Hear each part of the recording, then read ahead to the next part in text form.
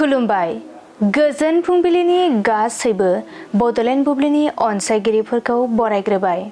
दिनै 8 मे बृहस्पतिबारनि फानजामुथिखौ फरायथिनो लादों आं उदांस्रि मुसाहारिया।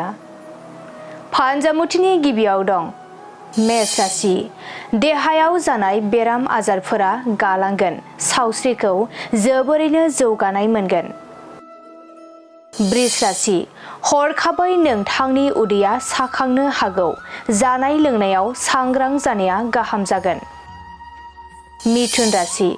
नोंथांनि अहंखारनि जाहोनाव रांखावरि जोबस्रांलांगोन, नखराव सुखु गैयै जागोन। कर्क राशि। नोंथाङा धैर्य लानानै खामानिखौ मावनांगोन, खामानिया जाफुंनायनि लामायाव फैगोन। सिंह राशि। नोंथांनि मेगननि नुथाया खम जालांगोन, थाबैनो फाहामथाय लानाया गाहाम जागोन। कन्या राशि।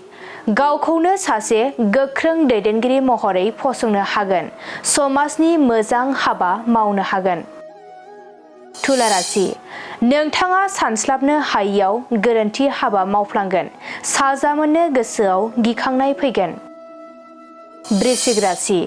गावनि आंगोखौ हरखाबै लोगो मोनगोन, गोसोआ गोजोननाय मोनगोन। धनु राशि।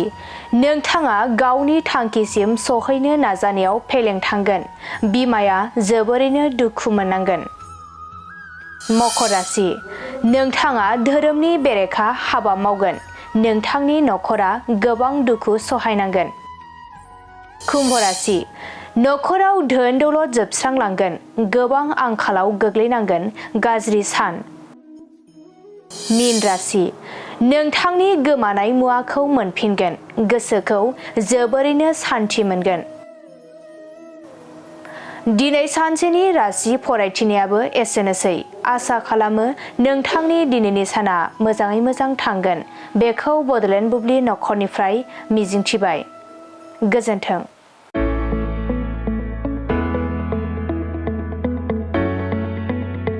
मोनसे गोजोनथाव खौरां।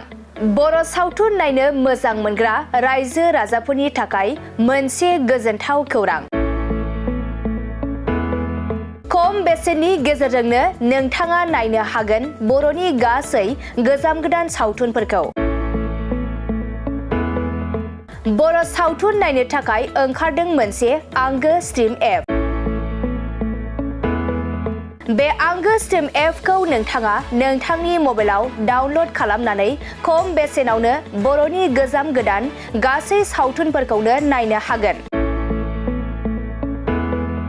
लोगोसे फैबाय थानाय समावबो बड' वेब सिरिज, डकुमेन्ट्रिज बायदिफोरखौबो नोंथाङा बे आंगो स्ट्रिम एपनि गेजेरजोंनो नुनो मोनगोन।